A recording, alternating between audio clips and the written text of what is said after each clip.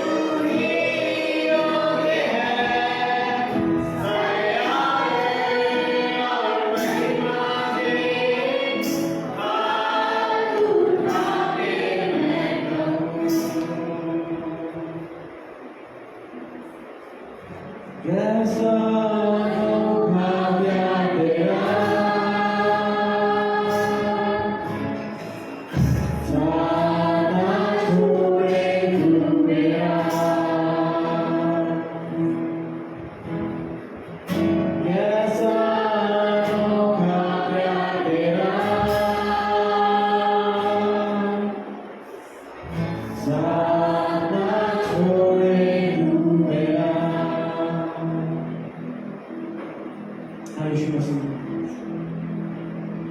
तेरे इस अनोखे प्रेम के लिए हाथ उठा कर धन्यवाद करते हैं। अपने हाथों को उठाकर इस बात को अंगीकार करते हैं कि हम तेरे बिना कुछ नहीं। यीशु मसीह जरूर है कि तू बड़े वाला है, तू हमें बढ़ता जा रहा है और हम बढ़ते चले जाए। तेरी मर्जी अपनी जिंदगी में पूरी करना चाहते हैं। इस स्नान में रहते हुए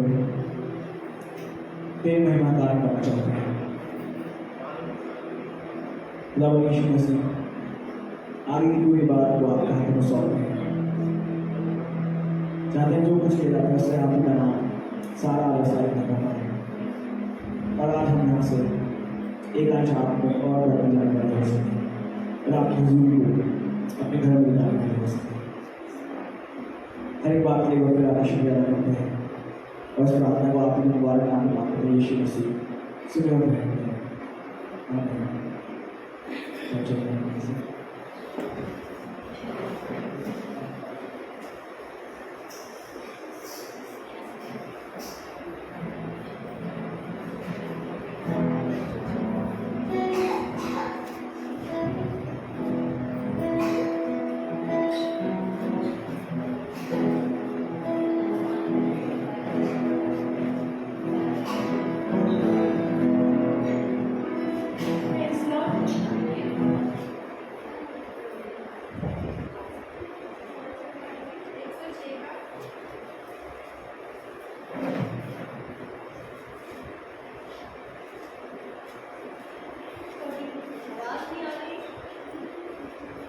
प्रेज़ लॉर्ड। हम पढ़ेंगे वचन 106 का 42। उनके शत्रुओं ने उन पर अंधेरा किया और वे उनके हाथ तले दब गए। बराबर उसने उन्हें छुड़ाया, परंतु वे उनके विरुद्ध युक्ति करते गए और अपने अधर्म के कारण दबते गए। तो भी जब जब उनकी चिल्लाना उनके कान में पड़ा, तब तब उनके संकट पर दृष्टि की और उनके हित में अपनी वाचा को स्मरण करके अपनी अपार करुणा के अनुसार तरस खाया।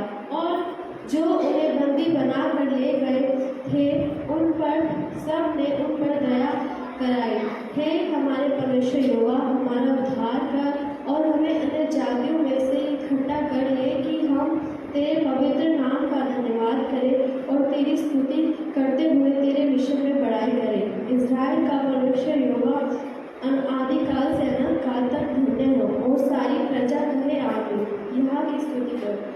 जैसे इसमें लिखा है ना कि उनके शत्रुओं ने उनमें अंधेरा किया और वे उसके हाथ में दब गए, और उसमें आगे लिखा है ना कि युक्ति की गई और चिल्ला गई, पर इसमें लिखा है ना तब उसने उनके संकट पर दृष्टि की। ऐसे हम अपनी परेशानियों में होते हैं तो परमेश्वर हमारी दृष्टि करता है और हमारा उद्धार करता है, हमें उन सब चीज़ों से निकालता है। और हर एक बात में हम परमेश्वर का धन्यवाद करने वाले होते हैं और हर एक बात में हमें ये कहने की जरूरत है कि हर बात में खुदावंद तेरी महिमा हो और तेरे नाम को महिमा मिले जिसकी तू योग्य है। Praise Lord.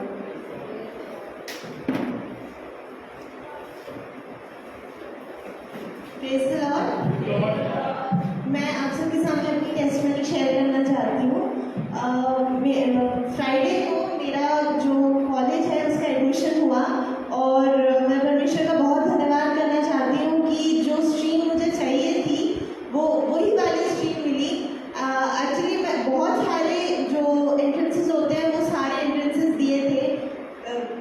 एक बार एक कॉलेज से आया और उसके बाद दूसरे कॉलेज से भी आया, लेकिन और जो मैंने जिस कॉलेज में एडमिशन लिया वो एकदम ही टोटली अनएक्सपेक्टेड था, क्योंकि उस कॉलेज का हम सोचे नहीं थे, लेकिन क्योंकि इतने सारे एंट्रेंसेस दिए हुए थे तो उसे भी एक लिस्ट में रखा हुआ था नाम बस, लेकिन मैंने वो सोचा नहीं था। मैं कोई और कॉलेज एम कर रही थी, लेकिन परमेश्वर की जो प्लानिंग होती है वो हमारे से हमेशा अलग होती है। वो हमें पता ही नहीं होता है कि हम कौन से जगह पे जाएंगे और क्या करेंगे, वो सिर्फ परमेश्वर को ही पता होता है।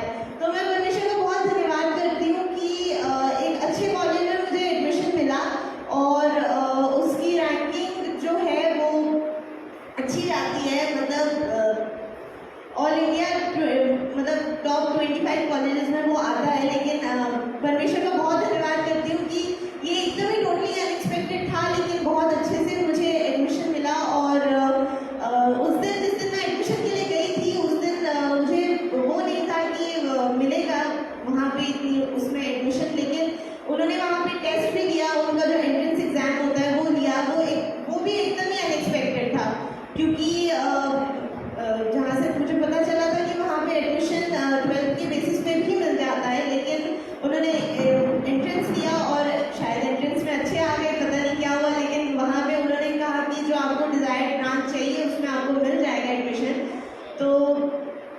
परमेश्वर का बहुत धन्यवाद करती हूँ हर चीज़ के लिए कि बाकी कॉलेजेस से भी आया नाम, लेकिन ये वाला हमेशा मतलब शायद अच्छा है और स्टैंड आउट करता है, तो शायद इसीलिए परमेश्वर जो हमारे लिए सोचता है वो अच्छा ही होता है हमेशा।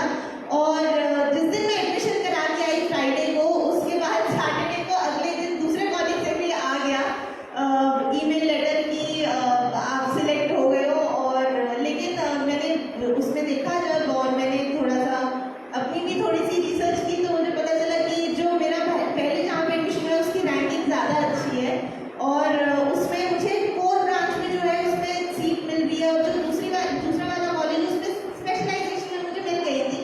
लेकिन मैं परमेश्वर का बहुत धन्यवाद करती हूँ कि मुझे जो चाहिए थी, और एक जो कॉलेज में क्या होता है कि नाम अच्छा होना चाहिए, तभी आपके आगे जाके आपको थोड़ा सा सिक्योर रहता है। तो मैं परमेश्वर का बहुत धन्यवाद करती हूँ कि अच्छे से सब हो गया, और एडमिशन भी बहुत स्मूथली हो गया, और सारा आदर सारी महिमा परमेश्वर को ही देती हूँ। Praise the Lord, praise the Lord.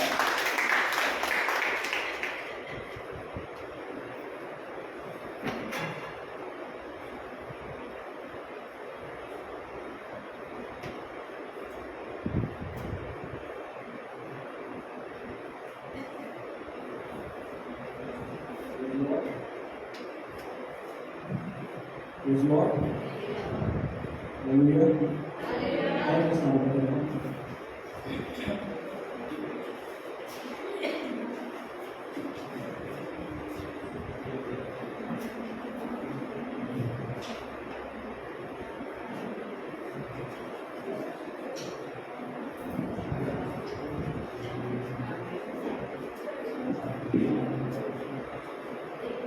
Hallelujah.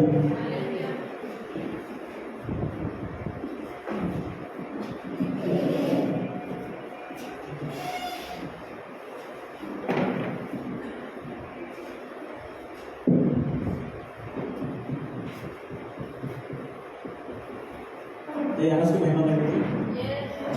पता?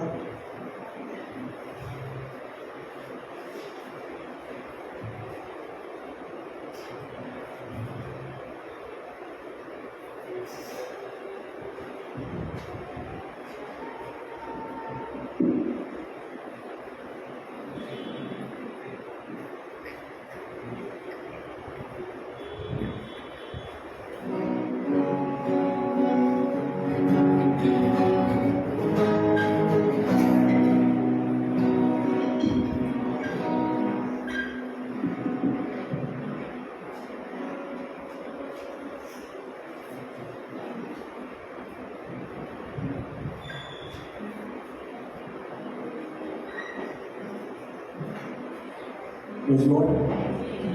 हमें जरूरत होती है ना कुछ अच्छा हो हमारे साथ, हम अपने परमेश्वर की बात करें। ऐसा होता है ना, मैं स्नेहा कहीं से बता रहा हूँ, एडमिशन हुआ तब तक मैं बात करूँ। सबके साथ ऐसे होता है, कैसे स्नेहा के साथ होता है, स्नेहा के साथ होता है, ठीक है। मतलब परिस्थिति कैसी भी हो उसकी बात कर सकते हैं, है ना? अच्छा, कितने लोगों को यहाँ लगता है कि हम वेरी गुड, कितने लोगों को ऐसा लगता है कि हम पशु सरीखे हैं, कीड़े हैं, और बिल्कुल बेकार हैं, कोई प्यार नहीं करता हमें, लगता है ऐसा? कभी नहीं लगा आपको? कभी नहीं लगता होगा कोई प्यार नहीं करता, कोई नहीं है मेरा, ऐसा लगता होगा? कोई आदर नहीं देता, सम्मान नहीं देता, ऐसा लगता है? नहीं लगता? दादी को तो नहीं लगता, किसी और को भी लगा हो जिंदगी में, लगता है? मेरे साथ एक आयत निकाल रहे हैं, यशाया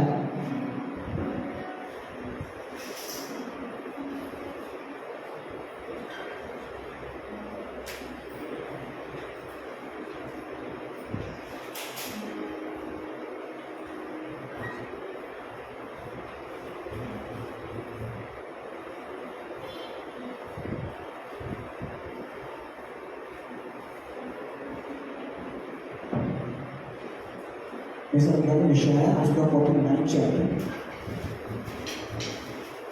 उसकी 5वें आयत में जैसा लिखा है, मैं इस वचन को लिखने वाला कहने लगा, क्योंकि यहोवा की दृष्टि में मैं आदर योग्य हूँ और मेरा परमेश्वर मेरा पति है। हालेलुया। और ये इसने यूं ही नहीं कह दिया, अगर आप इसकी 43rd चैप्टर में चले उसकी चौथी आयत में कुछ ऐसा लिखा है, मेरी दृष्टि में तू अनमोल और प्रतिष्ठित ठहरा है और मैं तुझसे प्रेम करता हूँ। Hallelujah, hallelujah. ये छोटी बात है क्या? परमेश्वर हमसे कहे कि तू मेरी दृष्टि में अनमोल है और मैं तुझसे प्रेम करता हूँ। आज आपने खुदा के लोगों इससे बड़ी बात कोई और हो नहीं सकती। तो आज जब उसकी बात कर रहे हैं तो इस बात को याद रखते हुए करें, वो आपका स्वर्गीय पिता है जो आपसे अपना प्रेम करता है और जिसकी दृष्टि में आप अनमोल हैं। हालेलुया।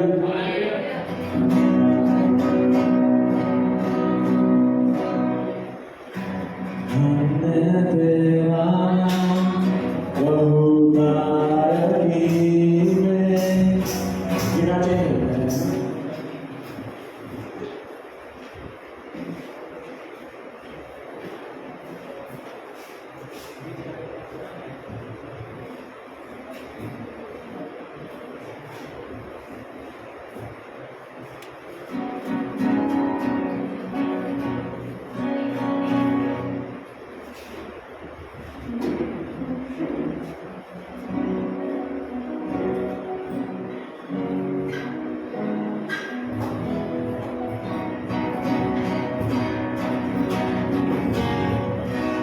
धन्य तेरा बहुतार की में बड़ी पूर्णता में।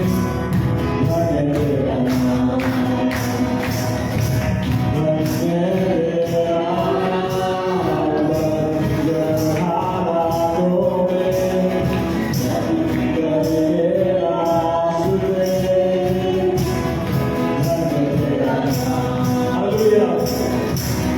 धन्य तेरा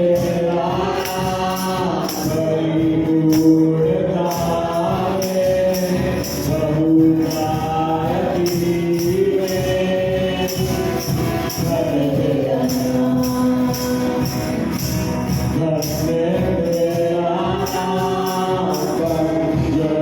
हालातों में तेरा सुधे।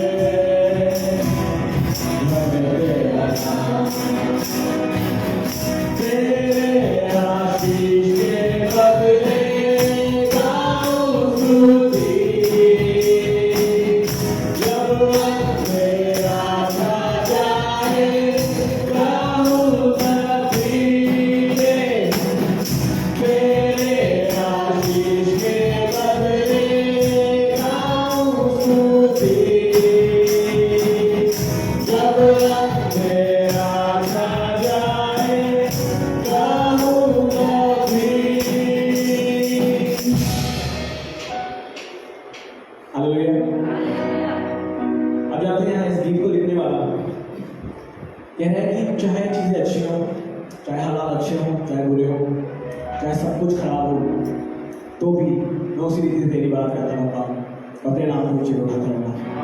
खुदा के लोग आज जब इस गीत को गा रहे हैं तो खुद को जांच लें, क्या हम भी ये कह सकते हैं कि हाँ खुदा, मैं हर परिस्थिति में तेरे नाम को ऊँचे उठाता रहूँगा, चाहे मुश्किलें हों, चाहे परेशानियां हों, तो भी तेरी बात करने से पीछे नहीं हटूंगा।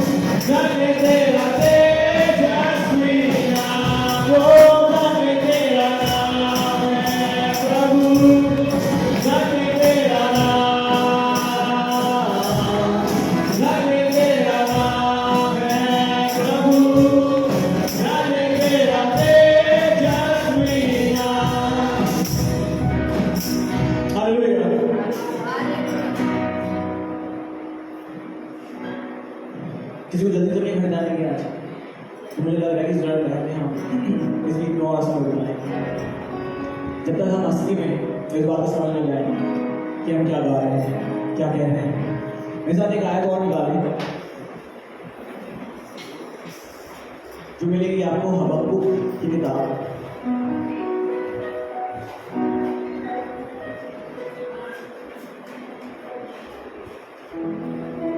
हबक्कुक उसके तीसरे बाब की 17वीं आयत।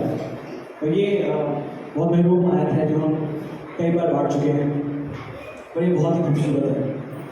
यहाँ पे इस बात को लिखने वाला कहने लगा, क्योंकि चाहे अंजीर के वृक्षों में फूल ना लगे और ना दाख लताओं में फल लगे, जलपाई के वृक्ष से केवल धोखा पाया जाए और खेतों में अन्न ना उछले, भेड़शालाओं में भेड़ बकरियां ना रहें और ना थानों में गाय बैल हों, चाहे सब कुछ खराब क्यों ना हो। 28वें आयत में लिखा है, तो भी मैं यहोवा के कारण आनंदित और मगन रहूंगा और अपने उद्धारकर्ता परमेश्वर के द्वारा अति प्रसन्न रहूंगा। हालेलुया। अगर हम फिलिपियों में जाएं तो फिलिपियों 4:4 में लिखा है, प्रभु में सदा आनंदित रहो। आप जानते हैं हम कई बार वो गीत गाते हैं कि खुदावन की शाबानी मेरी कुव्वत है। जब हम खुदा में शाबान होते हैं, हम उसमें खुश होते हैं, तो हमारी शक्ति हमारा बल बन जाता है। और आप जानते हैं उससे ज़्यादा बलवान और कोई नहीं। हालेलुया। हालेलुया। खुदा के लोगों, आप उसकी पवित्र प्रजा हैं, आप उसके चुने हुए लोग हैं। जब उसकी बात करते हैं तो इस रीति से किया करें, या कोई सुने तो उनको समझ में आए कि कुछ अलग है।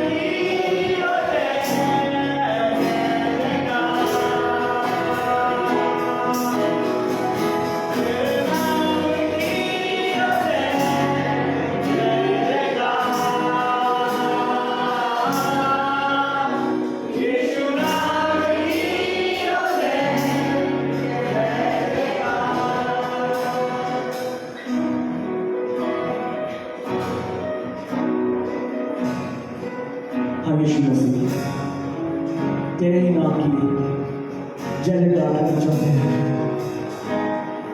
तेरे नाम को ऊंचे उठाते हैं।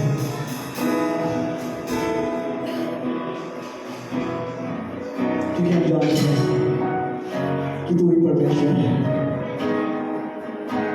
Thank you Lord.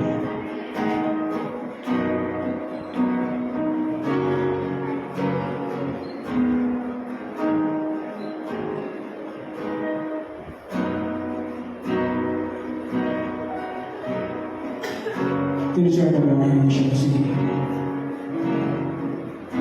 हमसे बात करें, हमें अपनी हज़ूरी महसूस होने दें।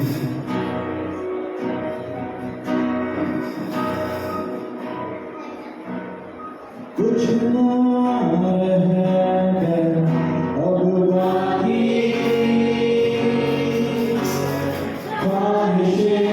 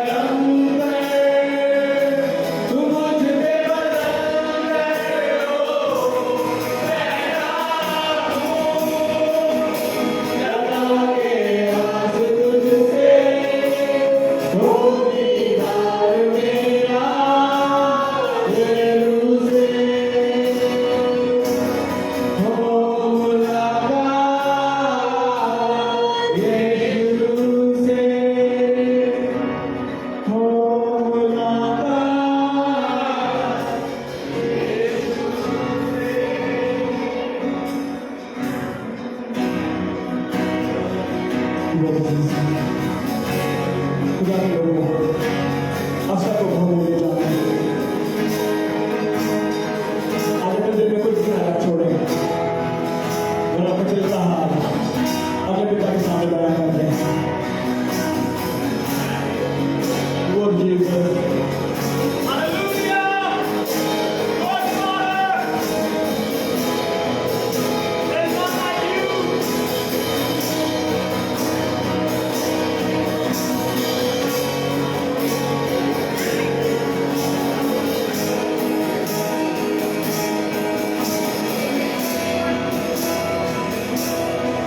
दिल में तू और जुबान तेरा तेरा ही नाम तेरे हाथों में है मेरे जिस्म जान।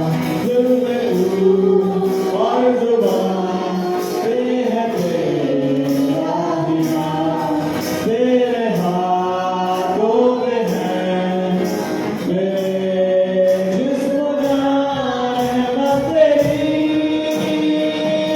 ना मुझसे जुदा हूँ ऐसा मजहब मुझसे जुदा हूँ। रहमत तेरी ना मुझसे जुदा हूँ ऐसा मजहब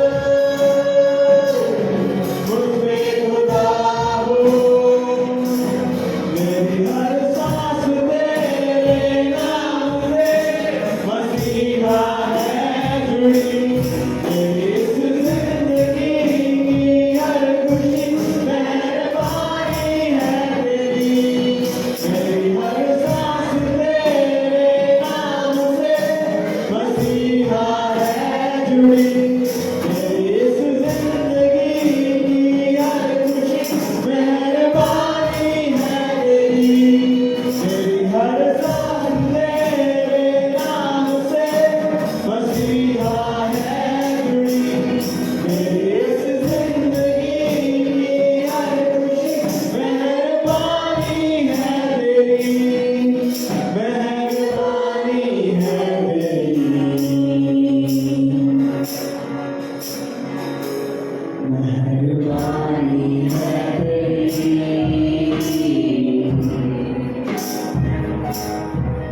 मेहरबानी है तेरी।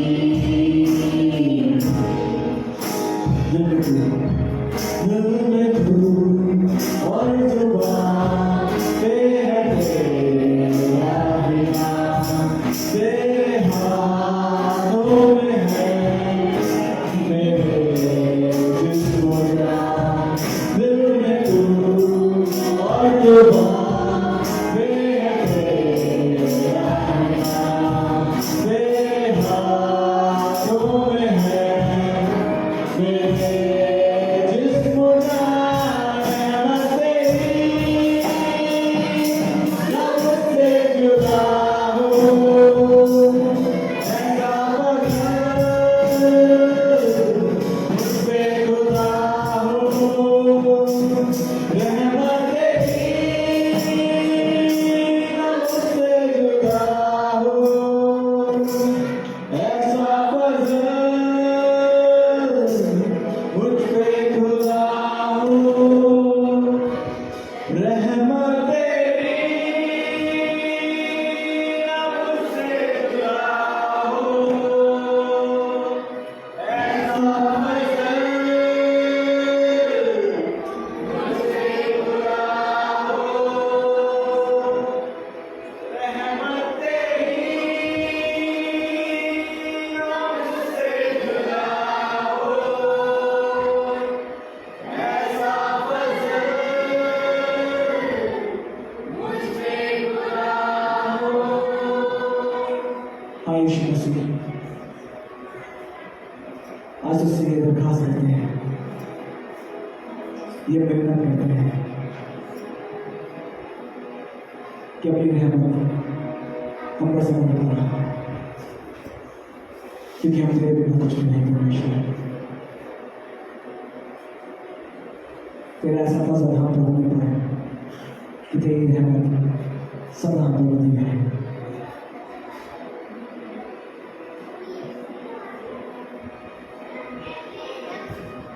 अपनी मर्जी हमारी जिंदगी में पूरी कर, जैसा तू चाहता है वैसा कर।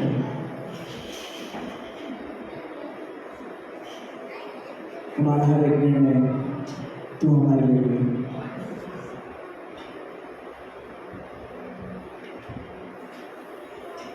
रहमत तेरी ना मुझसे जुदा हो,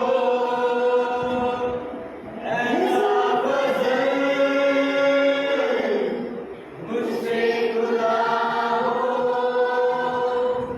रहमत तेरी ना मुझसे जुदा हो, ऐसा फज़ल मुझसे जुदा हो।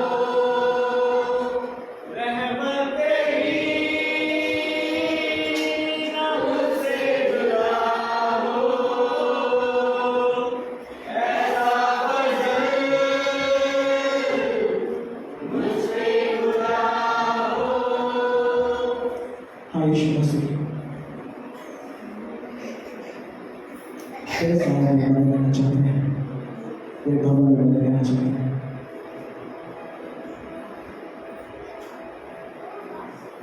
तेरी मर्जी अनुभव से बात करना चाहते हैं और उसे पूरी करना चाहते हैं। हम ऐसे हर एक को अपने आत्मा से भरें।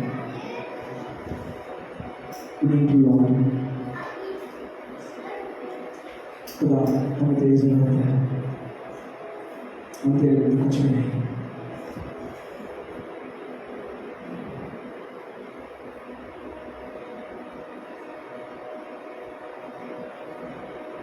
अपने हाथों को उठाकर आपकी रहमत के लिए आपका शुक्रिया अदा करते हैं, आपकी मोहब्बत के लिए, आपकी करुणा के लिए आपका शुक्रिया अदा करते हैं। इस बात के आपका शुक्रिया अदा करते हैं कि आपने संसार भर के लोगों से हमें चुन लिया कि हम आपके बेटे और बेटे के हैं। Thank you Lord.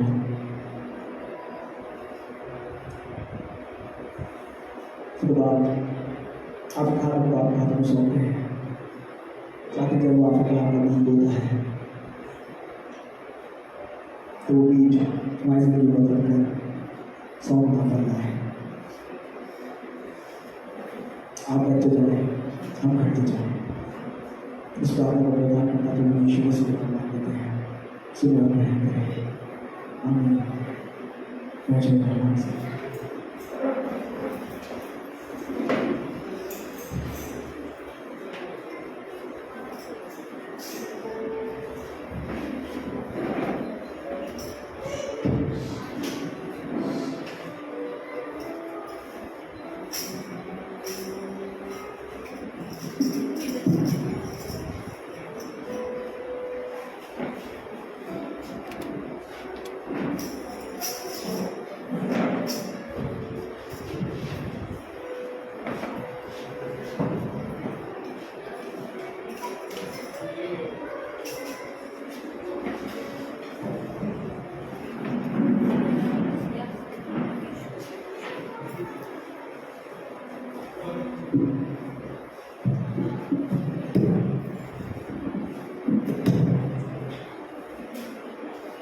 Praise the Lord. Hallelujah. हम बारिशों के लिए, मौसम के लिए शुक्र बोलते हैं, शुक्रगुजार होते हैं, लेकिन यहाँ पे अटेंशन कम हो जाती है। मुझे सुबह बात था कि मैं खुश हूँ कि आज बारिश हो रही है, मौसम अच्छा है।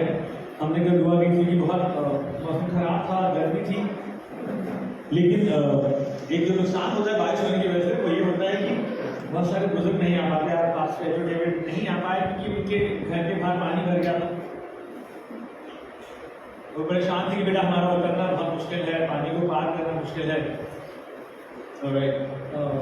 पानी, मुझे नहीं पता कि आज हम इस चीज़ के बारे में बात करेंगे, लेकिन बारिश, इससे पहले बारिश किसी दिन हुई थी ना, कभी हुई थी। बाइबल में बारिश के बारे में जिक्र है, पानी के बारे में जिक्र है।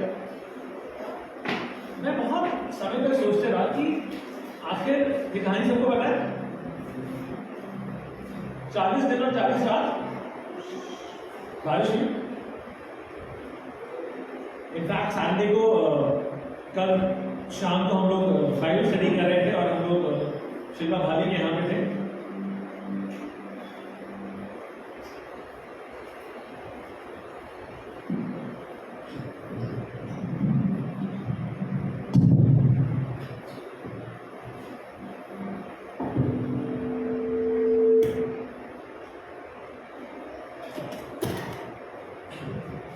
ये बात ठीक है। अब रोज तो मेरी एक्टिव बिल्कुल हो रही थी।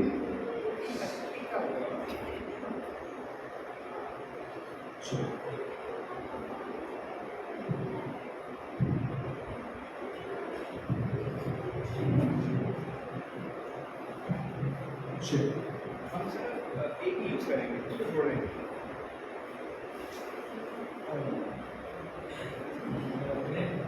हम बहुत शुक्रगुजार हैं। ये जो आप खूबसूरत सी चीज़ देख रहे हैं, मैं चाहता था कि आज एडवोकेट दादाजी यहाँ पर हो और वो इस पुलपिट को बहुत समय से देखना चाहते थे। हम बहुत शुक्रगुजार हैं स्कॉट के आपके पूरे परिवार के लिए। ये कल ही यहाँ पर आया है और इसको बहुत खूबसूरती से बनाया गया। आप इसको देख सकते हैं, सराहा सकते हैं। अभी कंप्लीट नहीं हुआ है। यहाँ पे हमारे कलीसिया का एक लोगो आएगा, एक क्रॉस आएगी, कुछ लाइट्स आएंगी और स्कॉट के आगे वाला नाम इस काम को अंजाम दे रहे हैं। इससे पहले कि हम लोग कलाम में चले, जरूरी है कि हम लोग इस चीज़ का शुक्रिया करें। हर अच्छी चीज़ आसमान की तरफ से आती है। आपके दिलों में, इस परिवार के दिल में इस बात को डाला, ये बहुत खूबसूरत बात है। बिकॉज ये वाली बात मेरे से मैंने शेयर नहीं की थी और डेविड दादी मुझसे हमेशा गुस्सा करती थी, बेटा पुलपिट कहाँ है हमारा, पुलपिट कहाँ है। मैंने कहा दादी हमने पुलपिट बो दिया। हमारी काफ़ी कलीसिया बहुत सारी चीज़ों को बोती है, आपको बताएगा। अगर हमारे पास कुर्सियाँ थी 200-300 तो हमने आधी कुर्सियाँ बो दी। हमारे पास बड़े स्पीकर थे, हमने बो दिए। अच्छी बात है, बोना जरूरी है, क्योंकि कलाम कहता है लेने से ज्यादा देना भला है। ये अच्छी बात होती है, इसको सीखना जरूरी है। किसी चीज की अपेक्षा एक्सपेक्ट मत करा करिए, उसके बदले देना सीखिए। हम ये नहीं कह रहे कि आप किसी को गाड़ी गिफ्ट कर दीजिए, लेकिन बहुत सारी चीजें होती हैं, छोटी छोटी बातें होती हैं, उसके बारे में हम बात नहीं करें। लेकिन आइए पहले इस परिवार के लिए दुआ करेंगे, इस पुलपिट के लिए दुआ करेंगे। आइए अपने सर को झुकाएंगे। खुदा मसीह बहुत शुक्रगुजार है, शुक्रगुजार है कि तूने ऐसे परिवार में लोग रखे, तेरी कलीसिया में ऐसे लोग रखे। खुदा मसीह जो तेरी ना कही बातों को भी सुनते हैं, खुदा मसीह जो अपनी जो कलीसिया की जरूरतों को समझते हैं। बहुत शुक्रगुजार है खुदा कि तूने एक परिवार के दिल में इस बात को डाला। खुदा मसीह उन्होंने खूबसूरत पुलपिट को अंजाम दिया। खुदा मसीह जिस इंसान ने इसको बनाया है, खुदा मसीह उसको किस दिल से बनाया है शायद उसको भी नहीं पता, लेकिन खुदा मसीह उसे बहुत बरकत देना। खुदा मसीह तेरे घर के लिए इसी मेहनत में हाथ लगा है। स्कॉट के खतों पर आशीष रखना खुदा मसीह, पूरे परिवार को संभाल के रखना खुदा मसीह। तेरे कलाम में खुदा मसीह हर अच्छी बात खुदा मसीह तेरी ओर से आती है। जब आते संदूक को तैयार करा गया खुदा मसीह, वो जहाँ जहाँ गया, जिस घर में पहुंचा, खुदा से बरकत मिली। हर ऐसी चीज में खुदा मसीह जो जिन लोगों ने खुदा मसीह इसको बनाने में मेहनत करी है, इसको रखने में मेहनत करी है, इसको लाने में मेहनत करी है, सबको बहुत बरकत देना खुदावंद। तेरे घर में इस्तेमाल किया जाए खुदावंद, यहाँ से जो कलाम प्रचार होते हैं खुदावंद, लोगों की जिंदगियां बदल सके खुदावंद, तेरा नाम और ज्यादा रोशन हो सके। हर बात की दृष्टि को कहते हैं जो प्रभु यीशु मसीह तेरे नाम से मांगते हैं, सुना बहन करें। ऑलराइट, आज का कलाम है छत पे काला कौआ बैठा। हंस रहे हैं आप? सच्ची मुच्ची छत पे काला कौआ बैठा। इसका गाना है आगे काएं काएं करता है। Today's message is actually for the birds. आज का कलाम पक्षियों के लिए। क्या हम वो पक्षी हैं? A message for the birds. उत्पत्ति की किताब उसका 8 बाब हम आपके साथ चलना चाहते हैं। चलते हैं उत्पत्ति की किताब उसका 8 बाब। आखिर इस बात में क्या है, आखिर इस कलाम में क्या है? मैंने बहुत समय तक इस बात को समझने की कोशिश करी कि नोहा ने पहले कौवे को क्यों छोड़ा। रेवन्स क्रो की फैमिली में होते हैं, कौवे नहीं होते लेकिन थोड़े से बड़े होते हैं, उतने ही अजीब लगते हैं देखने में। आप रेवन्स के बारे में कुछ क्वालिटी जानते हैं? रेवन्स बहुत सारी जगहों पे रेवन्स का बाइबल में जिक्र है, बहुत सारी जगहों, अच्छी जगह पर, बुरी जगह पर। उन्होंने कुछ अच्छा करा, कुछ खराब करा, ऐसा नहीं लिखा, लेकिन उन्होंने क्या क्या करा उसके बारे में जरूर। तो क्या परमेश्वर ने कलाम में इंक को वेस्ट करा है? आपको लगता है कि इंक को वेस्ट करा होगा लिखने के लिए कि यार कौवे के बारे में लिख देते हैं, और फिर उन्होंने फाख्ता के बारे में लिखा है, डव के बारे में लिखा है। डव के बारे में तो बहुत खूबसूरत तरीके से लिखा है, बहुत सारी जगहों पे लिखा है डव के बारे में कि डव में क्या था क्या नहीं था, बहुत सारी जगहों पे लिखा है उसने क्या क्या करा। खूब छोटी छोटी बातें हैं, छोटी छोटी बातें। लेकिन आपको क्या लगता है कि पहले नोहा ने जब ये बाढ़ आई, जानते कौन सी बाढ़ आई? सबको पता है, हमें पढ़ने की जरूरत है। उत्पत्ति उसका 8 बाब, निकालने जरा, उत्पत्ति उसका 8 बाब, उसकी 3री आयत से ये कहानी के बारे में जिक्र है। मैंने कहानी पढ़ी ये सुनी, एक दूसरे नगर की कहानी, दूसरे शहर की कहानी। यहाँ पे एक इंसान था, उसका नाम तपी था। लिखा गया कि वो बहुत ही नेक दिल आदमी था, तपी था उसका, मूसा नहीं था। लेकिन उनके जमाने में, उनके शहर में उसने एक नाव बनाई, तपी, और वो अपने बच्चों के साथ उस नाव में गया। उसने जोड़ों में हर प्रकार के जानवर को रखा। कितने, आपने कलाम पढ़ा ध्यान से, कितने कौवे थे और कितने पक्षी थे उसके बारे में पढ़ा? 7 जोड़े पक्षियों का ये जोड़े थे 7, बाकी सारों के 7 नहीं थे, पक्षियों के 7 जोड़े थे।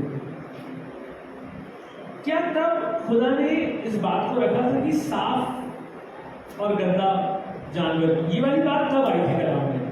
क्लीन एंड अनक्लीन एनिमल्स, जब व्यवस्था लिखी गई तो गंदा और साफ के बारे में, पक्षियों के बारे में, जानवरों के बारे में जिक्र हुआ, ठीक है। व्यवस्था विवरण में ड्यूटरोनॉमी में for the first time Bible spoke about clean and unclean animals. It distinguishes about between clean and unclean animals. लेकिन उत्पत्ति में भी लिखा गया पहली बार कि 7 किस्म के साफ और गंदे, 7 pairs of clean birds and unclean birds को अलग करना। उत्पत्ति में पहली बार लिखा गया, पढ़ा नहीं गया, लेकिन लिखा गया। हमने नहीं पढ़ा, मैंने भी नहीं पढ़ा। तो अगर हम ये समझें कि खुदा ने मूसा से बात, सबसे आसान जवाब क्या है कि नूह ने पक्षी क्यों छोड़ा, पहले कौवा क्यों छोड़ा? सबसे आसान जवाब, खुदा ने कहा हो हमें क्या पता। जब मैंने पढ़ना शुरू करा आज का कलाम तो मैंने बोला खुदा ने कहा हो, मुझे क्या पता। सबसे आसान तरीका, कोई चीज क्यों होती है? खुदा ने कह दी हो गई। लेकिन आपको समझना पड़ेगा कि बहुत सारी वजह, तभी इंसान की बता रहा हूं, ये शहर में रहता था। ग्रीक मैथोलॉजी में ये जिक्र है गिलगमेश नाम के एक शख्स का, जो कि डेमी गॉड था, यानी कि वो एक फरिश्ते और एक जमीनी एतबार से पैदा हुआ।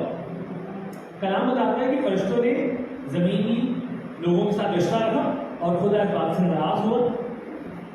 बाइबल में के अलावा हर हिस्ट्री की किताब में एक इंसान का जिक्र है। मैं इस बात को समझ लगा, चाइना में भी नूह का जिक्र नहीं है, लेकिन चाइना में भी बाढ़ आई थी। 40 साल चाइना में बारिश हुई थी और एक इंसान था जिसने वहां में भी नाव बनाई थी। और मुझे लगा ये तो कुछ अजीब सी बात है। मैंने ढूंढना शुरू करा तो मुझे समझ आया कि बेबीलोन में भी हुआ था, अफ्रीका में भी हुआ था, अर्जेंटीना में भी हुआ था, ऑस्ट्रेलिया में भी हुआ था, बोलिविया में भी हुआ था, बर्मा में भी हुआ था, क्यूबा में भी हुआ था, फिजी में भी हुआ था, इजिप्ट में भी हुआ था, भारत में भी हुआ था, लेकिन हर जगह पे नूह नहीं था। ये बाइबल में नहीं लिखा, ये गूगल ने लिखा। आप जानते हैं कलाम में लिखा है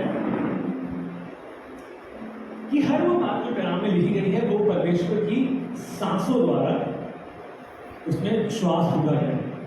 every single thing that is written in Bible is God breath. इसका मतलब हम लोगों ने इतिहास में तो बहुत सारी चीजों को पढ़ा है, लेकिन उसको तोड़ मरोड़ दिया जाता है। बहुत सारी जगहों पे अगर विश्व देश के इतिहास में देखेंगे तो हाँ, लाल समुद्र फटा था, किसने फाड़ा था, किसने दो भाग किया था, इसके बारे में लिखा है कि हुआ था, भाई होता इतिहास है, तो कैसे छुपा सकते हैं, लेकिन किसने किया था इसके बारे में कोई जिक्र नहीं। अगर आप छठी आयत पढ़ेंगे उत्पत्ति उसके 8 बाब की, यहाँ पे लिखा है फिर ऐसा हुआ जी कि 40 दिन के पश्चात उन्होंने अपने बनाए हुए जहाज की खिड़की को खोलकर एक कौवा उड़ा दिया। उसने एक कौवा उड़ा दिया, साफ लिखा है, उसने एक कौवा उड़ा दिया। In the Bible says after 40 days Noah opened the window he had made in the ark and sent out the raven. इसके बाद क्या हुआ, क्या लिखा आगे? वह जब तक जल पृथ्वी पर से सूख ना गया तब तक कौवा इधर उधर फिरता। कौवा वापस नहीं आया, वो इधर उधर फिरता रहा जब तक कि पानी हट नहीं गया। कौवा उड़ता रहा।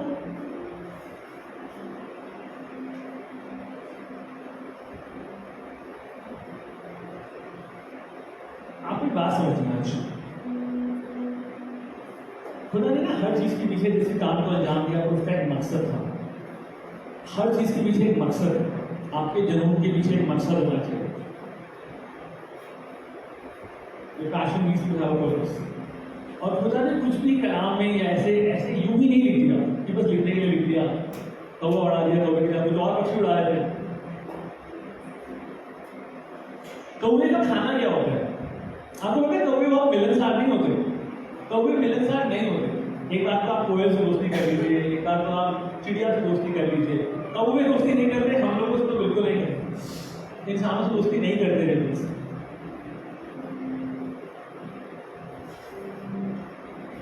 तो फिर कौवा क्यों छोड़ा? कौवे का खाना क्या होता है? कौवा किस कैटेगरी का पक्षी है? No, these crows are scavengers. ये सिर्फ मरी हुई चीजों को खाते हैं। Crows are scavengers, यानी कुछ herbivores होते हैं जो घास खाते हैं, इसका होते हैं। हम लोग omnivores हैं, वो हम घास भी खाते हैं, नॉन वेज भी खाते हैं, वेज खाते हैं। तो जैसे जानवर होते हैं, गोरिल्लास होते हैं, जो omnivores होते हैं, वो सब कुछ खाते हैं। तो ये जो फर्क है इन चीजों का, उस बात में बहुत ध्यान से समझना पड़ेगा कि कौवा क्या खाता है। आपको क्या लगता है जब इतने दिन बारिश हुई तो उसके बाद क्या था? क्या था हर जगह?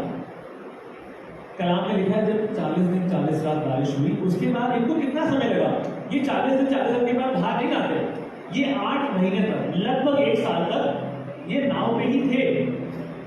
8 महीने तक तो पानी सूखा भी नहीं था, धीरे धीरे धीरे धीरे पानी सूख रहा था। जेट पंप नहीं थे कि पानी भर गया और निकाल दिया। हम लोग जयपुर में थे और पूरे घर में पानी भर गया, बारिश हुई और हम लोग पूरी रात देख रहे हैं, क्योंकि जेट पंप नहीं थे। हमें समझ में आया, हम लोग हंस रहा था, मैं कह रहा था कि नोहा ने, मेरे खुदा ने इतना सारा पानी 40 दिन 40 रात बाद बारिश करी, वो 4 घंटे बारिश हुई और पूरे घर में पानी, और अब 6 घंटे लगे रहे पोटल के साथ पानी खाने का। और यहाँ पे खुदा ने इस पानी को सुखाने की कोशिश करी। इसके बाद इसको यहीं पे रखते हैं, इस क्यों भेजा मैं आपको समझाना चाहता हूं। कौवे को भेजा, कौवा वापस नहीं आया। इसके बाद फाख्ता को भेजा गया, डव को भेजा गया, 3 बार भेजा गया। पहली बार उस पक्षी को कुछ भी जगह नहीं मिली पांव रखने।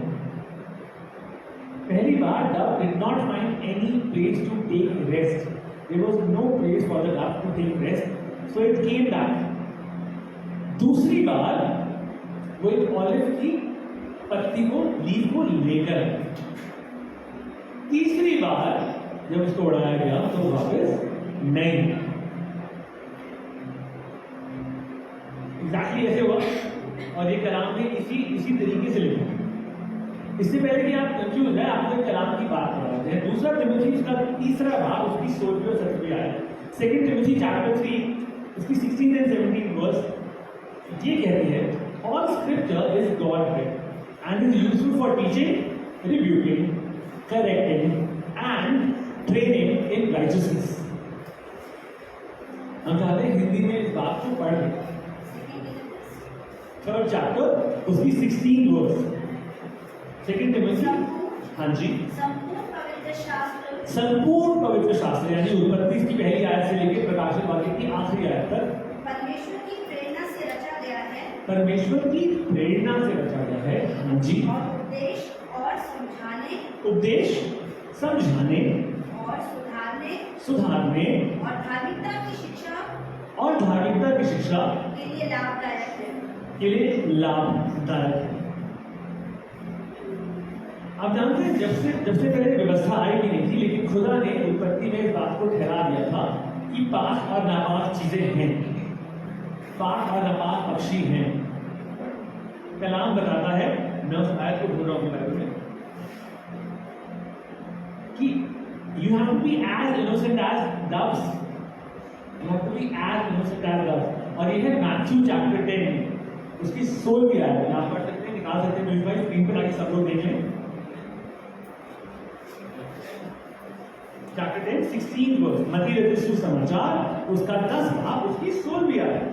देखो मैं तुम्हें भेड़ों के समान जी भेड़ियों के बीच में भेजता हूँ, जी इसलिए सांपों के समान बुद्धिमान जी, और कबूतरों के समान भोले बनो। कबूतरों के समान भोले बनो। अगर आप इंग्लिश बाइबल पढ़ेंगे तो वहाँ पे पिजन्स के बारे में नहीं लिखा, वहाँ पे डस्ट के बारे में लिखा है, और अलग अलग वर्जन में डिफरेंट लैंग्वेज यूज करी गई है। जब तक जो सबसे खूबसूरत मंजर है जहाँ पे डस्ट को इस्तेमाल करा गया, वो तब करा गया यीशु मसीह का बपतिस्मा, और बताया गया कि वो सबसे खूबसूरत इंसिडेंट है, सबसे ब्यूटीफुल, सबसे मैजेस्टिक इंसिडेंट वो है जब वो फाख्ता यीशु मसीह के ऊपर उतरी, उसका बपतिस्मा हुआ और आकाशवाणी। उसके लिए अलग अलग चीज़ों के बारे में जिक्र है। हम आपको वो आयत पढ़ाना चाहते हैं जहाँ पे लिखा है पहली बार पाक और नापाक चीज़ों के बारे में, उत्पत्ति 7 बार उसकी 2री आयत। ये हुक्म दिया गया था, एक कमांड दी गई थी नोहा को। हम चाहते हैं पढ़ लें ताकि आपको ये नहीं लगे कि मैं आपको बरगला रहा हूँ, कह रहा हूँ कि हाँ उत्पत्ति में जिक्र था इसके बारे में, लेकिन पाक और नापाक के बारे में। जी, सब जाति के शुद्ध पशुओं में से सब जाति के शुद्ध पशुओं में से तो 7 जोड़े, जी, अर्थात नर और मादा लेना, जी, पर जो पशु शुद्ध नहीं है जी, उनमें से 2 लेना, अर्थात नर और मादा।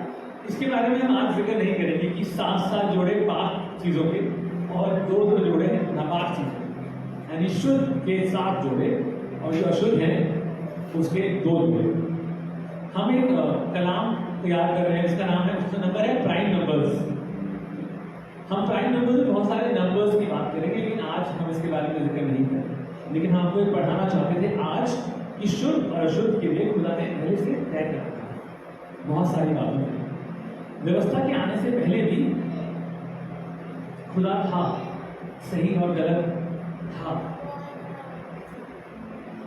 आप जानते हैं जब इतनी सारी दिन बारिश हुई तो उसके बाद जमीन पे क्या था? लाशें। वो थोड़ी ना गायब हो जाएंगी। खुदा ने पानी धीरे धीरे सुखा दिया, सब लोग डूब गए।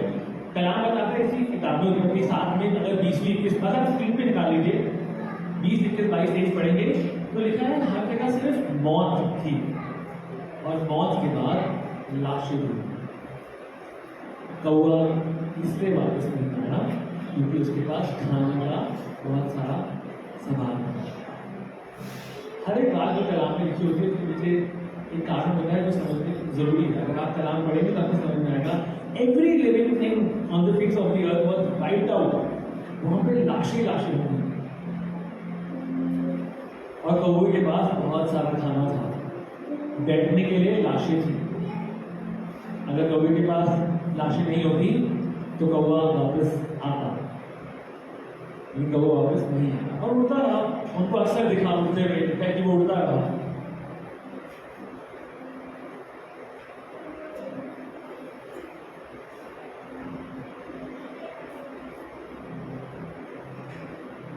आप जानते हैं अगर आप कभी किसी ऐसी जगह पे जाते हैं, अगर आप कभी किसी फॉल्स के पास या अगर आप फॉल्स में गए हो, अपने यहाँ पे केम्प्टी फॉल्स में गए हो या आपने कभी किसी डैम के पास गए हो, तो डैम के पास इतना फोर्स होता है कि वहाँ पे लिखा होता है कि जब ये फाटक खोले जाएंगे, भाखड़ा में डैम है, कोटा में डैम है, कोटा में राज है, कोटा में राज में कोटा में मासी रहती थी, हम लोग बॉम्बे गए, जब कोटा बैराज के गेट खुले थे तो सड़क कांपती थी, गाड़ियां हिलती थी सड़क पे, आप खड़े होकर ऐसे थे, वो सड़क हिलती थी, पूरी पूरी सड़क हिलती थी, थरथराती थी।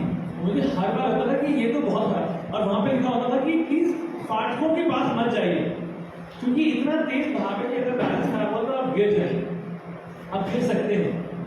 बहुत बहुत बहुत साल पहले हम स्कूल में थे शायद, जब यमुना नदी अपने जलाल पर थी और बहुत बारिश हो रही थी, यमुना नदी अपने it was overflowing, it was out of bound, वो जो पुल है यमुना नदी के ऊपर, वहां तक पानी आ गया था, बहुत ज्यादा खराब मंजर था। पापा और स्कूटर पे गए थे हमको दिखाने के लिए, हमको याद है, उसमें याद है मुझे, इतना डरावना था, और नीचे पानी था, ऊपर बादल गरज रहे थे, और ऐसा लग रहा था कि नीचे और ऊपर दोनों तरफ पानी है। इतना जबरदस्त और ऐसा भयानक मंजर था, तो लगा हमको जल्दी से भागकर वापस घर चले जाना चाहिए। सब लोग जाके, सब लोग मीडिया वाले, लोग घूम घूम के, लोग दिल्ली वाले घूम रहे थे कि हम देखें कितना अच्छा हो, कितना भयानक मंजर है ये देखने चले। और अगर उस दिन वो बारिश हो जाती ना तो ज्यादा भयानक मंजर, इट वॉज हॉरिबल। लेकिन लोगों को लगता है हम यहाँ पे कुछ बना रहे, तो क्या फोन से इतना चलन नहीं था, ऐसी मूवीज वगैरह नहीं बनती थी, लेकिन it was very bad, it was very bad. अब जानते हैं जब कोई इंस्ट्रक्शन आप तक आते हैं, जब कोई चीज आप तक आती है, खुदा कभी भी नहीं चाहता कि आप किसी चीज से इग्नोरेंट रहें, कि आप नासमझी की वजह से नाश हो जाए। उसकी बातों को समझना जरूरी है। पहला पक्षी, the message that the first bird brought to us was death. जो पहले पक्षी का जो मैसेज था वो मौत था, लेकिन खुदा ने कभी भी मौत को वापस अपने लोगों के बीच में नहीं बुलाया। इसलिए भी इन revelation, from perspective of revelations, एक दर्शन के पर्सपेक्टिव से, वो मौत वापस खुदा के घर में, खुदा के उस आंख में वापस नहीं आ सकती, उसके लिए जगह नहीं, उसको रिलीज करा गया था। The first message was about death, the second message was about life.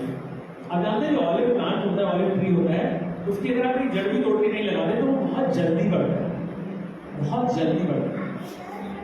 ऐसे कई पौधे होते हैं, जैसे मनी प्लांट होता है, एक जड़ तोड़ के जाइए लगा दीजिए, लेकिन olive plant is one of the most quickly, one of the most, इसका एक वर्ड होता है, उसे हार्डिएस्ट वर्ड कहते हैं, मुझे इसकी हिंदी नहीं पता, it is one of the most hardiest plant, अंधाधुंध बढ़ सकता है ऑलिव प्लांट। और दूसरी बार जो पक्षी वापस आया तो वो एक ऑलिव की जैतून कहते हैं ना उसको हिंदी में, जैतून की पत्ती को लेकर वापस आया, जो कि जिंदगी को दिखाता है। पहला पक्षी मौत दिखाता था, दूसरा पक्षी जिंदगी दिखाता था। इसका मतलब वो लोग जो खुदा के साथ चलते हैं वो अपनी ताकत को नया करेंगे, they will renew their strength.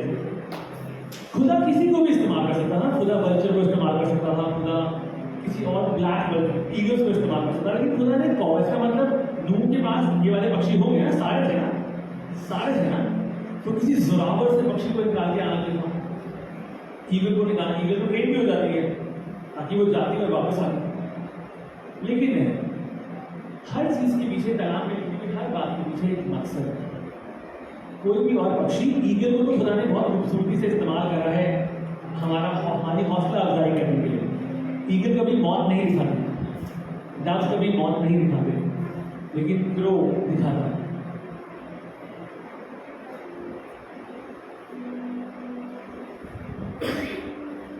तो फिर अगर क्रो मौत दिखाता है तो फिर एलिया को कौवे ने खाना क्यों खिलाया?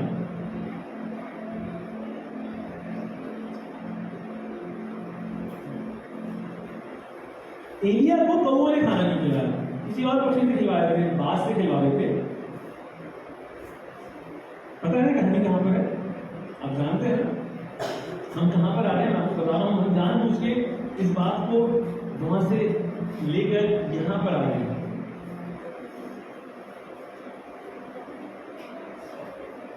अगर खुदा ने आपको हमको इसलिए बनाया कि हम हमेशा की जिंदगी पाए। हम खुदा के तरह इस एतबार से नहीं है कि हमारी जमीनी मौत, लेकिन हम खुदा की तरह इस एतबार से हैं कि हम उसके साथ हमेशा आए जाए। हम नाश नहीं होंगे, हमारे पास वो आशा है।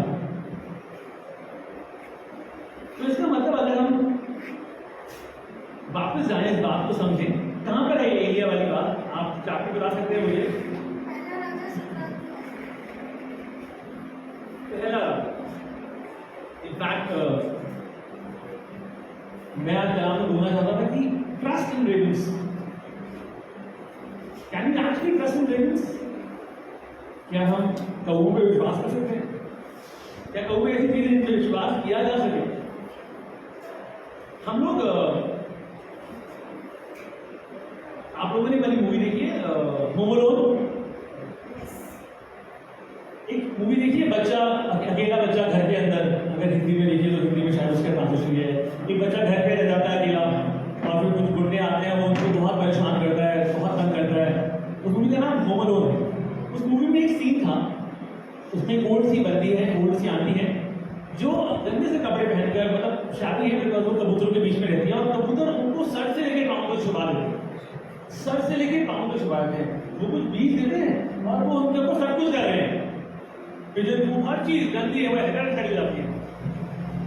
जब मैं कभी बाहर गया तो मैंने एक्चुअली ऐसे किसी बंदी को देखा जिन्होंने सर से लेके पाँव तक ऐसे कपड़े पहन रखे थे, उनके बाल थे और पूरे टाइम कबूतरों से छुपे हुए थे। तो मेरे को लगा ये यही का सीन है, इन्होंने देखती वाली मूवी में वाला सीन डाला होगा। वहां पर वो ट्रेन कर रहे थे। बड़ी खूबसूरत बात है, समझिए बात को। मैं आपको विश्वास के ऊपर कुछ दिखाना चाहता हूँ। हमने आपको उस वाली बात को क्लियर करा कि क्यों पहला पक्षी जो छोड़ा गया वो कौवा था और जो दूसरा पक्षी छोड़ा गया वो फाख्ता था। पहला पक्षी मौत दिखाता था, वो वापस नहीं आया, खुदा अपने लोगों के पास मौत वापस लेके नहीं आता। दूसरा पक्षी जिंदगी दिखाता था। लेकिन उस पक्षी की इंपॉर्टेंस बताना चाह रहा हूँ कि खुदा कैसे चीजों को इस्तेमाल करता है, और ये कहानी इसलिए आप लोगों के साथ बात कर रहा हूं। तो वो ट्रेन कर रहे थे कि आओ हम आपको कबूतरों के साथ दोस्ती करना सिखाते हैं, कैसे आप करना है, कैसे कुछ करना है। और वहाँ पे सेशन थे, उसके पैसे थे, आप उनको पैसे दे सकते हो, आपको ट्रेन करेंगे। और हम लोग वहीं पर काफी 2 हफ्ते मैं रोज सुबह जाता था वहाँ पर, वहाँ भीड़ लगी होगी थी। तो उसके बाद 1 हफ्ता हो गया, जिसको ट्रेन करते थे वो रोज आके ऐसे खड़े हो जाते थे, ऐसे करते थे, एक कबूतर उनके पास नहीं। पूरा हफ्ता हो गया, मैं रोज उसके वापस आ रहा। फिर संडे या सैटरडे था, हम लोग फ्री थे, हम सुबह फिर वहाँ से गए, मैं दौड़ता वहाँ से गया और उस दिन मैं रास्ता भूल गया। जब मैं वहाँ पे दौड़ता हुआ गया तो मैं क्यों रास्ता भूल गया मैं आपको बताता हूँ। तो एक बच्चा आया जो अपने आप को ट्रेन कर रहा था पूरे हफ्ते से। उसने बोला कि ये तो हो ही नहीं रहा, this is not happening, can I do something else? तो उन्होंने बोला हाँ ओके। तो उन्होंने बोला गिव मी योर कोट। ध्यान सुनिए,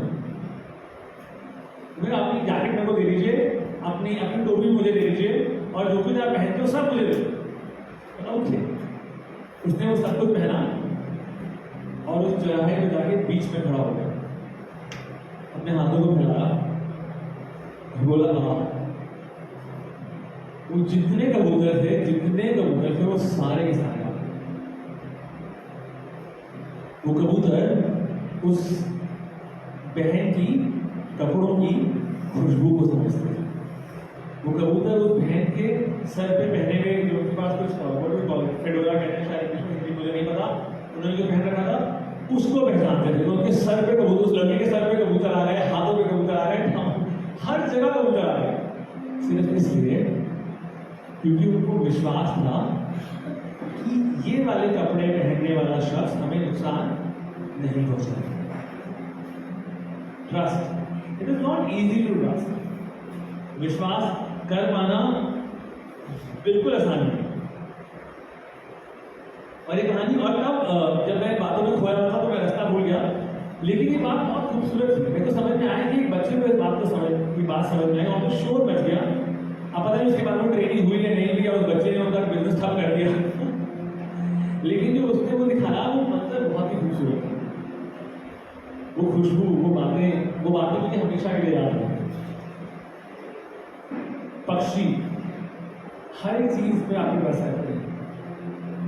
हम लोग कहीं पे थे, एक डॉगी आया और हम लोग कहीं बाहर थे और वो रोने लगा, आके रोने लगा, क्या हो गया और उसने मुझे और रोने दिखाया, मैं उससे बात करने लगा उसने और रोने दिखाया, मुझे क्या तो हमें लोग हंसने लगे, क्या बातें कर रहे हो, मैंने उससे बात करूँ तो और हो रहा है तो मैं गाड़ी में गया, मेरे पास 2-3 बिस्किट के पैकेट थे, मुझे पता था मैं भूखा है, मैंने उसको सारे बिस्किट के पैकेट खिलाए और मैंने उसको बोला अब ठीक है अब तो लोगे उसके बाद हो गए। और बहुत ही अमेजिंग फीलिंग है, मैं आपको इसलिए बता रहा हूँ, मैं आपको ट्रस्ट के बारे में कुछ समझाना चाहता हूँ। Trust is woven into the very fabric of your life. विश्वास करना आपकी जिंदगी में, आपके कणों में, आपके सूक्ष्म कणों में बसा हुआ है, उसको बाहर मत निकालिए। ये बात आपको समझनी पड़ेगी। पहला राजा 16 बाप उसकी उन्नति से आया।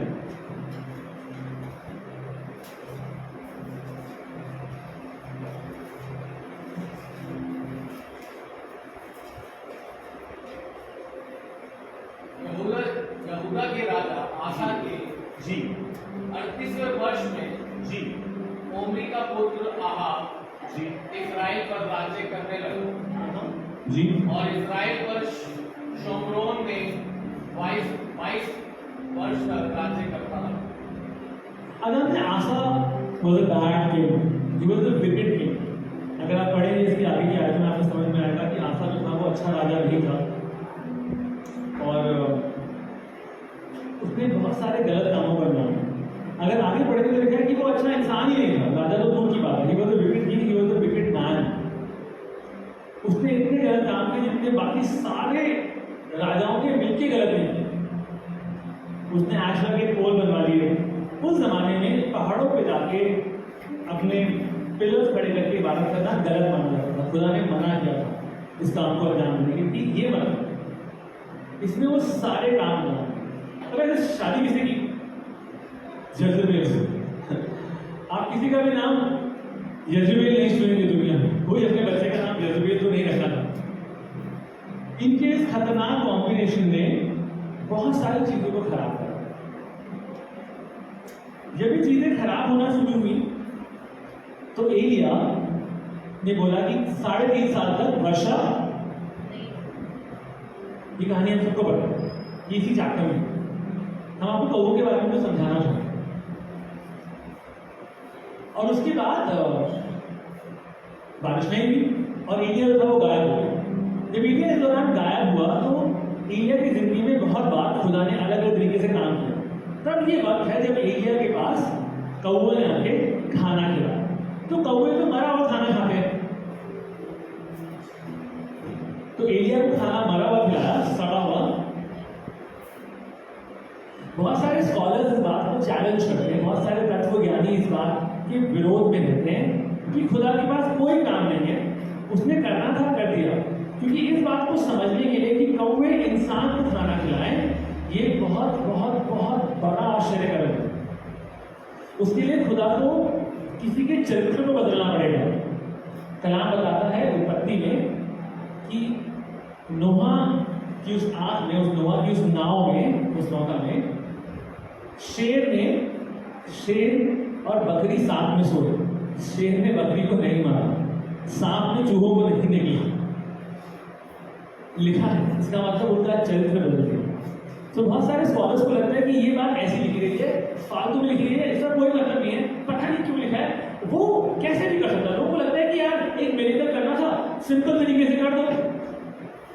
इतना स्कॉलर्स डरते हैं इस बात से। आपको पता है, इस बात से स्कॉलर्स परेशान होते हैं बहुत ज्यादा कि कौवों से खाना क्यों खिलाना था। कौवे मरी हुई चीजें खाते हैं, कौवे इंसानों के पास नहीं आते हैं, कौवे अपने बच्चों तक को खाना नहीं खिलाते हैं। Ravens do not feed their babies।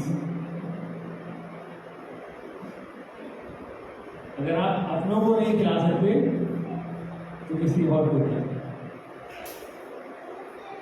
एक गाना है, पड़ोसी से उल्फत नहीं है तुम्हें, पड़ोसी को रोटी नहीं खिला सकते तो जिंदगी की रोटी को खाओगे कैसे। एक कवाली है, बहुत गलत। कौवों के चरित्र में नहीं था अपने बच्चों को भी खाना खिलाना। वो एलिया को खाना नहीं खिला सकते थे। ट्रस्ट, विश्वास। खुदा, अगर तो हम लोग एक यूथ कैंप में थे और किसी ने आके उससे बोला कि मैं उस खुदा में विश्वास करूंगा जिस खुदा को मैं समझ पाऊं, मैं उस खुदा में विश्वास करूंगा कि भैया आपका कलाम मुझे पसंद आया, लेकिन मैं उस खुदा में विश्वास करूंगा जिसको मैं समझ पाऊँ। मैंने कहा सॉरी यार, ये वाला खुदा इतना छोटा नहीं। हम लोगों को लगता है हम जिसको समझ पाए ना, जिसकी बातों को समझ पाए, वो खुदा है। आपका खुदा बहुत बड़ा है। आप जितना बड़ा चाहते हो ना कि आपको नजर आए, वो उतना बड़ा होकर नजर आएगा। आप उसको जितना छोटा कर दोगे ना, जितना छोटा कर दोगे ना, वो उतना छोटा होगा। But you can not fit वो idea, you can not put God in a box. एक वो आता था ना क्रैंकी, जो कुछ कहते थे उसको, वो एक छोटा सा टॉय आता था, उसमें अंदर क्लाउन होता था, उसमें चाबी भरते थे, फिर वो आता था ऐसे करके जैक्सन से करके। हाँ, खुदा ऐसा नहीं है कि जब जरूरत पड़ी अब चाबी भरेंगे और एकदम बाहर आके बोलेगा हेलो हाँ प्लीज। जीनी नहीं है, स्वाद नहीं है। आपका विश्वास परमेश्वर को विश्वास के बिना प्रसन्न करना होना है। It is impossible to please God without faith. जब इन कौमों ने अपने चरित्र के विपरीत कोई काम किया था, तो उसके बाद क्या हुआ, फिर वो वहां से चला गया और वो किसके पास गया, वो एक ऑर्डर विधवा के पास गया जिसके पास कुछ भी नहीं बचा। ये सब एक के बाद एक इंसिडेंट है। खुदा क्या कर रहा है, आपको लगता है क्या कर रहा है खुदा इसकी जिंदगी में? मैंने बहुत संक्षेप में कर दिया, तो मुझे लगता है कि टाइम ज्यादा हो गया, इसलिए कट शॉर्ट कर रहा हूँ। अब क्या लगता है खुदा क्या कर रहा था? खुदा ने उसे कौमों से खाना खिलाया, कौमों ने खाना खिलाया। अगर 3.5 साल से, ये मैंने आपके साथ पहले शेयर किया था कि अगर 3.5 साल तक अकाल था, तो खुदा ने अपने खाने को कलाम का मांस खिलाया होगा। सबसे अच्छा खाना किसकी मेज पर था? राजा की मेज पे। तो एक और है, राजा के घर से खाना लेकर आते हैं, उससे मेज से जाना तो किचन से तो लाई रहोगे, क्योंकि 3.5 साल से अकाल पड़ा हुआ है। कोई तंदूरी चिकन की पार्टी तो नहीं कर रहा होगा। और खुदा अपने बेटियों को कच्चा खाना नहीं खिलाता। प्लीज, अगर आपको लग रहा है कि वो आदि मानव थे तो खुदा ने कच्चा खाना खिलाया होगा। लोगों को लगता है कि उस माँ ने उस बच्चे को, इसको 2 मछली और कितनी रोटियां दी थी? 5 रोटियां दी थी। लोगों को लगता है वो कच्ची मछली, खुदा यीशु मसीह ने बोला, हाथ खड़ा करके और बांटना शुरू करा। तो इसका मतलब पहले तो खुदा ने कच्ची मछली खिलाई लोगों को। वहाँ बच्चे भी थे, वहाँ पे औरतें भी थी, और बुजुर्ग भी होंगे और बड़े लोग भी थे, ठीक है। क्योंकि एक बड़ा आश्चर्य कर्म करा, तो बहुत सारे लोगों को लगता है मैं कच्ची मछली खिला दी, कच्ची मछली भी खिलाएगा। माँ ने अपने बेटे को कच्ची मछली दी होगी रोटी से खाने के लिए। कभी ट्राई करना बच्चों को कच्ची रोटी के साथ कच्ची मछली खाओगे बेटा। अगर वो फ्राइड थी ना, तो फ्राइड खुदा ने उसके हाथों में से मछलियां फ्राई होकर कुछ भी समझ लीजिए एग्जैक्टली। अगर आपको लगता है बेवकूफ़ी है, तो मैं तो इसे कंटेन ही नहीं करना चाहता। I don't want to understand कि कैसे होगा, ये समझ से परे है। मेरा खुदा इतना छोटा नहीं है तो मेरी समझ में आता है, मेरी समझ से तो परे है। अगर आप समझना चाहते हैं तो फिर आप देख लीजिए, लेकिन नहीं समझेंगे। कुछ खूबसूरत चीजें जिसको समझने की जरूरत नहीं होती, होने देते। लिखा है कलाम में